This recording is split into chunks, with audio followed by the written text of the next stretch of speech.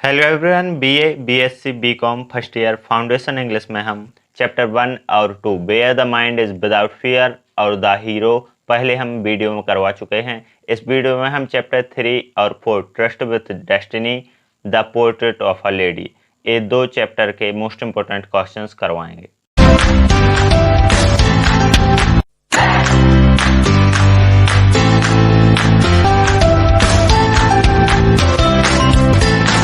Chapter 3 है trust with destiny, speech bye है जवाहरलाल नेहरू। इसके हम मोस्ट इंपोर्टेंट क्वेश्चंस देख लेते हैं। ऑब्जेक्टिव क्वेश्चंस हमने पहले वीडियो में करवा दिए हैं, इसमें हम सिर्फ क्वेश्चंस देखेंगे। क्वेश्चन है, what did India do at the dawn of history? इतिहास के प्रभात में भारत ने क्या किया? At the dawn of history India awoke to life and freedom. इतिहास के प्रभात में भारत परिवर्तन तथा स्वतंत्रता के लिए जागा। What did we end on the eve of independence of? स्वतंत्रता के प्रभात में हमने किसका अंत किया? On the eve of independence, India started on her unending quest and its tragical countries are full of striving for success and fighting against failures.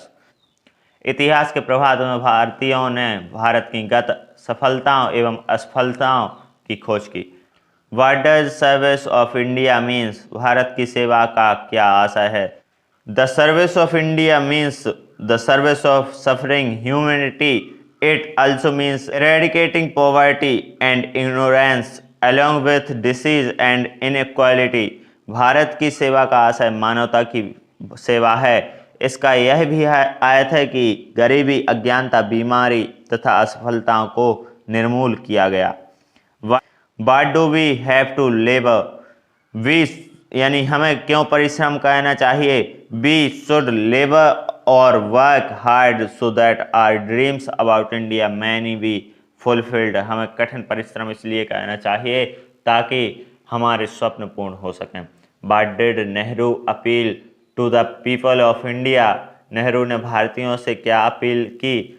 Nehru appealed to the people of India to join with faith and confidence in this great adventure, as there is no time for destructive criticism and blaming others.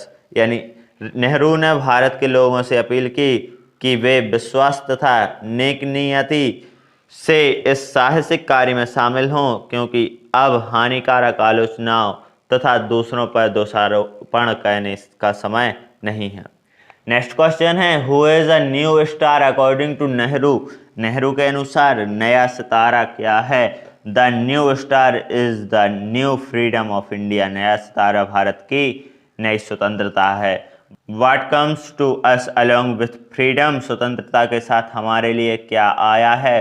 Freedom brings responsibility and burdens. स्वतंत्रता उत्तरदायित्व तथा बोझ लाती है। Who according to Nehru is the architect of freedom? Nehru के अनुसार स्वतंत्रता का शिल्पी कौन है?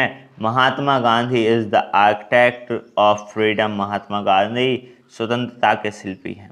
Why did Nehru call Gandhi as the architect of freedom?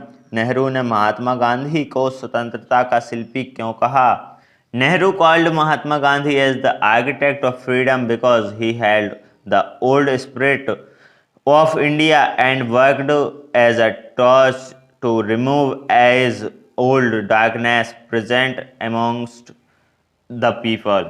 Nehru ने महात्मा गांधी को स्वतंत्रता का शिल्पी इसलिए कहा कि उन्होंने भारत की पुरानी मनोदशा को साथ रखा तथा एक टॉर्च की भांति कार्य कर भारत के बहुत पुराने अंधेरों को दूर किया। Why did Nehru remember the unknown volunteers and soldiers of freedom? Nehru ने उन अनजान बालचरों तथा सिपाहियों को जिन्होंने स्वतंत्रता के लिए कार्य किया क्यों याद किया? Nehru remembered the unknown volunteers and soldiers because they fought for Indian freedom and sacrificed their lives for that cause. Nehru ने उन अनजान बालचरों एवं सिपाहियों को इसलिए याद किया कि वे भारत की स्वतंत्रता के लिए लड़े तथा अपना जीवन इस हेतु बलिदान कर दिया। नेक्स्ट क्वेश्चन है why should we not encourage communalism, हमें संप्रदायवाद को क्यों प्रोत्साहित नहीं करना चाहिए। Is no nation can be great if it encourage communalism और narrow mindedness, hence we should not encourage communalism. चूंकि कोई भी वह राष्ट्र बड़ा नहीं हो सकता जो कि संप्रदायवाद को प्रोत्साहित करता है, अतः हमें संप्रदायवाद को प्रोत्साहित नहीं करना चाहिए। What message does Nehru give to the world on behalf of the people of India? Nehru ने भारत के निवासियों की ओर से विश्व को क्या संदेश दिया। Nehru gave a message to the world on behalf of Indian people that all should work for furthering peace, freedom and democracy. Nehru ने भारतीयों की ओर से विश्व को यह संदेश दिया कि सभी को शांति, स्वतंत्रता तथा प्रजातंत्र के लिए प्रयास करते रहना चाहिए। आगे आता है chapter 4 the portrait of a lady, written by है खुशवंत सिंह। ऑब्जेक्टिव क्वेश्चंस हम पहले करवा चुके हैं, हम इसमें सिर्फ क्वेश्चंस देखेंगे। Why did authors parents leave him with the grand mother, लेखक के माता पिता ने उसे दादी के पास क्यों छोड़ा। The author's parents left him to his grandmother when they went to live in the city, लेखक के माता पिता ने लेखक को दादी के पास तब छोड़ा जब वे शहर में रहने को चले गए।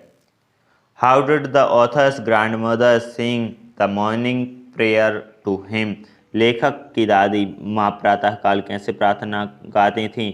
इन the morning the author's grandmother used to sing prayer in a monotonous way, प्रातःकाल दादी माँ नीरस स्वर में प्रार्थना गाती थीं। Why did the grandmother carry stale chapatis with them? दादी माँ बासी चपातियाँ क्यों साथ ले जाती थीं। The grandmother used to carry stale chapatis for village dogs. दादी माँ बासी चपातियाँ गांव के कुत्तों के लिए ले जाती थीं। What did the priest teach the student in school? पुजारी स्कूल में बच्चों को क्या पढ़ाता था। The priest used to teach alphabets and morning prayers to the students, पुजारी विद्यार्थियों को वर्णमाला तथा प्रातःकाल की प्रार्थना सिखाता या पढ़ाता था। Why did the grandmother go to school with the author? दादी माँ लेखक के साथ स्कूल क्यों जाती थीं।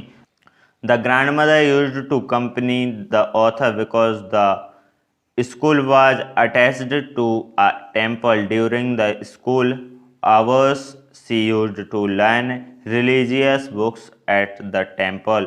Why did the village dogs follow the author and his grandmother on their way back? दादी माँ तथा लेखक के लौटते समय गांव के कुत्ते उनका पीछा क्यों करते थे। The village dogs used to follow the author and his grandmother because the dogs fought among themselves forgetting. गांव के कुत्ते दादी माँ के पीछे लड़ते झगड़ते चलते थे ताकि उन्हें चपातियाँ मिल सकें। What was the turning point in the author's friendship with his grandmother? दादी माँ और लेखक की मित्रता में दिशा परिवर्तन का बिंदु क्या हुआ था।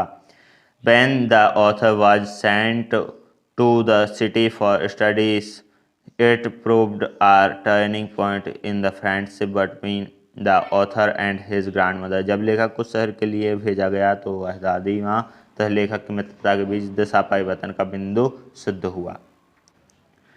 How do you know that the grandmother was a religious person? आप कैसे जानते हो कि दादी माँ एक धार्मिक महिला थी। The grandmother was a religious woman because she used to pray and read scriptures. Moreover, she was generally telling the wits and was philanthropic to give bread to village dogs and the birds. She also attended the temple every day. दादी माँ एक धार्मिक महिला थी क्योंकि वह प्रार्थना करती रहती थी तथा धार्मिक पुस्तकें पढ़ती रहती थी। वह माला फेरती रहती थी तथा ग्रामीणों कुत्तों तथा चिड़ियों की रोटियां देती थीं। वह प्रतिदिन सामान्य रूप से मंदिर भी जाती थी। इतना आपको इसमें लिखना है। What was author's grandmother disturbed when he started attending school in the city? लेखक की दादी माँ परेशान क्यों हो जाती हैं जब लेखक शहर के स्कूल में जाने लगा था। The author's grandmother was unhappy to know that religious lessons were not taught in the city. In the city, school science was taught, and the grandmother could not help the author in his lessons. She did not like teaching music in the school even. लेखक की दादी माँ यह जानकर प्रसन्न थीं कि शहर के स्कूल में धार्मिक शिक्षा नहीं दी जाती है। शहर के स्कूल में विज्ञान की शिक्षा दी जाती है, जिसमें दादी माँ उसकी कोई सहायता नहीं कर सकती थीं। वह स्कूल में संगीत की शिक्षा को भी पसंद नहीं करती थीं। What did the author tell his grandmother when he returned from the school in the city? लेखक शहर से स्कूल से लौटने पर दादी माँ को क्या बतलाता था? When the author returned from the city school, he used to tell her that he was taught English and science subjects. She did not believe in whatever was taught to the author. She also disapproved the music lessons. जब लेखक शहर के school से लौटता था तो वह दादी माँ को बतलाता था कि उसने अंग्रेजी तथा विज्ञान पढ़ा था। उसे जो कुछ पढ़ाया जाता था उस पर दादी माँ को विश्वास नहीं था। उसे संगीत का शिक्षण भी पसंद नहीं था। What was grandmother's reaction towards the music lessons? दादी माँ का संगीत के पाठों के बारे में क्या प्रतिक्रिया थी? Grandmother did not like music lessons being taught in the school. She disapproved the music lessons in her opinions. It was meant for harlots and beggars and not good for gentle folks. दादी माँ इस संगीत के पाठों को अच्छा नहीं मानती थीं। उनकी राय में यह वेश्याओं तथा भिखारियों के लिए था, न कि भद्र समाज के लोगों के। इसके पहली वाली वीडियो में हमने चैप्टर 1 और 2 where the mind is without fear और द हीरो 2 चैप्टर किए थे। इस वीडियो में हमने चैप्टर 3 और 4 किए हैं, ट्रस्ट विथ डेस्टिनी और the portrait of a lady. अब जो पार्ट 3 आएगा उसमें हम चैप्टर 5 करेंगे, द सॉलिटरी रीपर। इस वीडियो में इतना ही। यदि वीडियो पसंद आई हो तो वीडियो को लाइक